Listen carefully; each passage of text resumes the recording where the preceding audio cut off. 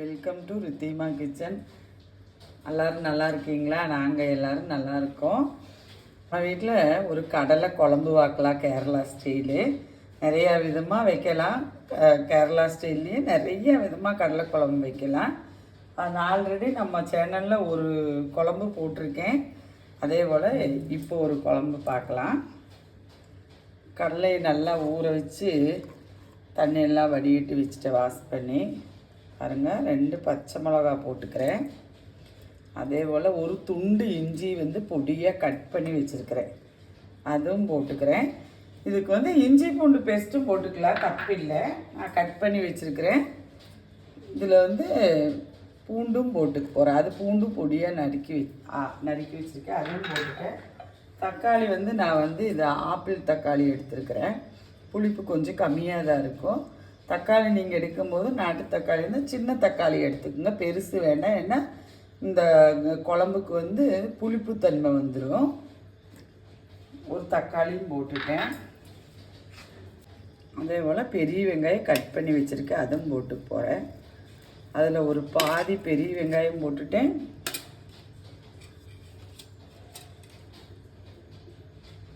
ஒரு 5-6 சின்ன வெங்காயம் போட்டுட்டேன். இது நான் போட்டதை காட்டுறேன். உங்களுக்கு வேணால் பெரிய வெங்காயம்னா பெரிய வெங்காயமே போட்டுக்கலாம், சின்ன வெங்காயம்னா சின்ன வெங்காயமே போட்டுக்கலாம். நான் இப்படி போட்டிருக்கிறேன். இப்படி ஒரு ட்ரிப்பு வச்சு பாருங்கள். இதுக்குள்ள உப்பும் போட்டுற போகிறேன். இப்போவே சில இலையெல்லாம் வெந்துட்டும் கூடி உப்பு போடுவாங்க. பின்ன அரைக்கிறதெல்லாம் இப்போவே அரைச்சி கூட போட்டு நம்ம குக்கரில் கடலை அப்படியே விசில் விடுவாங்க. நான் அப்படி செய்யலை. அப்படி ஒரு ட்ரிப்பு நான் உங்களுக்கு செஞ்சு காணிக்கிறேன்.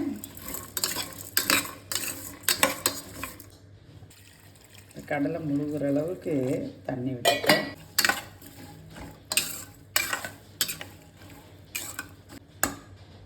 அடுப்பு பற்ற வைக்கிறேன்.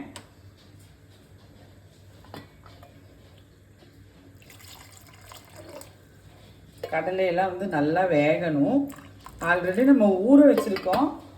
ஆனாலும் ஒரு 5 விசில், நம்ம வீட்டு குக்கருக்கு 5 விசில் விட போகிறேன். நீங்கள் அதை உங்கள் வீட்டு குக்கரோட அனுசரித்து நீங்கள் கடலை வேக வச்சு எடுத்துக்கங்க. இந்த டைமே நான் அடுத்தது வறுத்து அரைக்கிற மசாலா பேஸ்ட்டை இந்த டைமே போட்டு நீங்கள் ஒன்றா கூட விசில் விட்டு இறக்கிக்கலாம். ஆனால் நான் அப்படி வைக்க போகிறதில்ல. இது வேக வச்சுட்டு அதை தனியாக தான் ஊற்றி கொதிக்க விட போகிறேன். பார்க்கலாம்.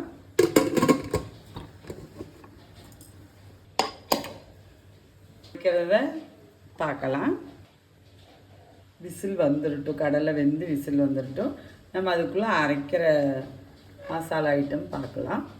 குழம்புக்கு தேங்காயெல்லாம் வறுத்துக்கலாம். நான் 4 கிராம்பு, 2 ஏலக்காய், ஒரு சின்னதாக 3 பீஸ் பட்டை, 1 ஸ்பூன் சோம்பு எடுத்து வச்சுருக்கிறேன்.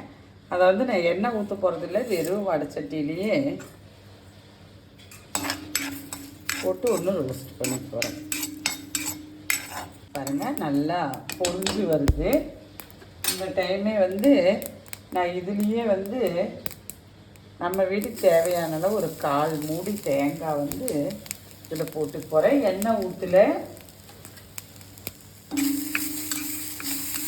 சிம்மில் வச்சுட்டு தேங்காயை வறுத்துக்குங்க. சேனலில் ஒரு டக்குன்னு வைக்கிற ஒரு கடலை குழம்பு இருக்குது பாருங்கள். லைட்டாக ப்ரௌனிஸ் வர்ற வரைக்கும் நம்ம அந்த தேங்காயோட ஒரு பச்சை மணம் போயிட்டு நம்மளுக்கு அந்த தேங்காய் வறுக்கிற மணம் வருது பார்த்தீங்களா, அந்த டைம் நம்ம பொடி போட்டுக்கலாம். பாருங்கள், இந்த அளவுக்கு நமக்கு போதுமான அளவு. இப்போ நான்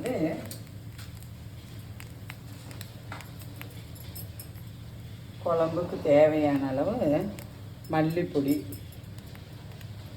நம்ம வீட்டுக்கு தேவையான அளவு 1.5 ஸ்பூன் போட்டுக்கிறேன்.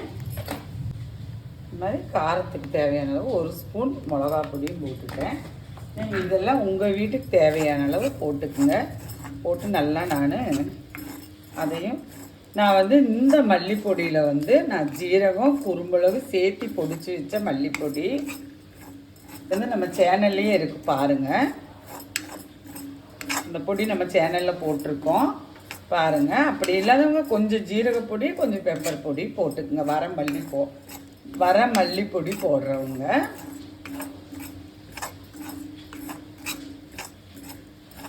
பாருங்கள், இது போதுமான அளவு. இதை பேஸ்ட் பண்ணிட்டு வந்துட்டு நம்ம பார்க்கலாம். பாருங்கள், நம்மளுக்கு கடலையெல்லாம் வெந்துருச்சு. நான் மசாலாலாம் பேஸ்ட் பண்ணிட்டு வந்துட்டேன். பாருங்கள், இப்படி நல்லா வெந்துருச்சு.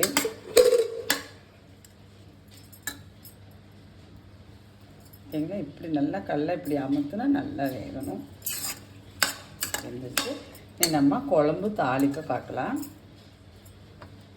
பாருங்கள், நான் சட்டி அடுப்பில் வச்சுட்டேன். நீங்கள் குக்கர்லேயே கூட அப்படியே தாளித்து விட்டுறனா கூட விட்டுக்கலாம். பாருங்கள், ஒரு பிரிஞ்சி இலை போட்டுக்கிறேன் சின்னதாக. பாருங்கள், ஒரு பிரிஞ்சி இலையை நான் பிச்சு போட்டுட்டேன் சின்னது. அஞ்சலப்பெட்டி கரண்டிக்கு ஒரு கரண்டி சோம்பும் போட்டுட்டேன். 2 வரமிளகா, 2 கொத்து கருவேப்பிலை, ஒரு 7 சின்ன வெங்காயத்தை இப்படி நைஸாக கட் பண்ணி வச்சுருக்கிறேன். அதுவும் போட்டுக்கிறேன்.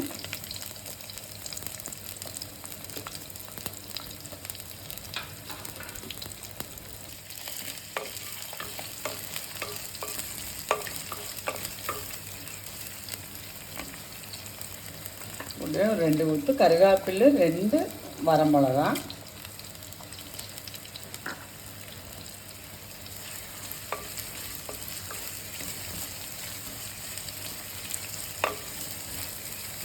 பாருங்க, சின்ன வெங்காயம் நல்லா பொரிஞ்சு வந்துடுச்சு. இந்த டைம் நம்ம அரைச்சி வச்சுருக்கிற மிளகா அதை ஊற்றிக்கலாம். காரமெல்லாம் உங்கள் வீட்டுக்கு விருப்பமான அளவுக்கு வச்சுக்குங்க.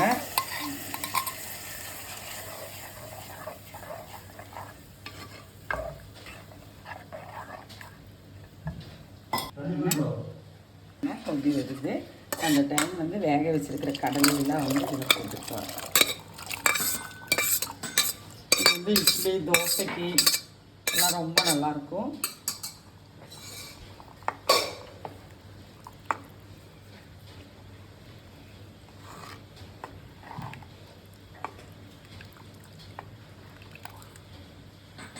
மாதிரி வறுத்து அரைச்சி குக்கர்லேயே நீங்கள் ஒரு 7 விசில் 8 விசில் விட்டு இறக்குற மாதிரி இருந்தாலும் இறக்கலாம்.